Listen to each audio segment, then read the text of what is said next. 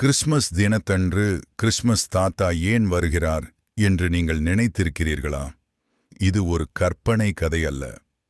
உண்மையில் நடந்த ஒரு மனிதரின் வாழ்க்கை கதை. பல நூற்றாண்டுகளுக்கு முன்பு துருக்கி நாட்டில் நிக்கோலஸ் என்ற ஒரு நல்ல மனிதர் வாழ்ந்தார். அவர் மிகுந்த செல்வம் கொண்டவர். ஆனால் அந்த செல்வத்தை தனக்காக வைத்துக் கொள்ளவில்லை.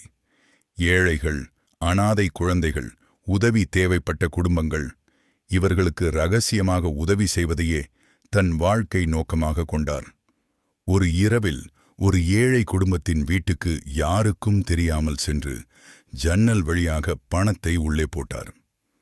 அந்த பணம் அங்கே உலர வைக்கப்பட்டிருந்த சாக்ஸில் ஸ்டாக்கிங்ஸ் விழுந்தது.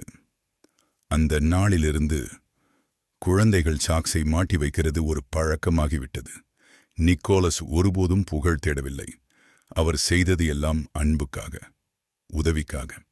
காலம் செல்ல செல்ல அந்த நல்ல மனிதரின் கதை உலகம் முழுவதும் பரவியது. அவரின் பேர் மாறி செயின்ட் நிக்கோலஸ் சாண்டா கிளாஸ் ஆனது. அதனால்தான் கிறிஸ்மஸ் தினத்தன்று கிறிஸ்மஸ் தாத்தா வருகிறார் என்று சொல்கிறோம். அவர் வருவது பரிசு கொடுக்க மட்டுமல்ல, அன்பை நினைவூட்ட, பகிர்வை கற்றுக் கொடுக்க நல்ல மனசு இருந்தால் உலகம் அழகாகும் என்று சொல்லவே.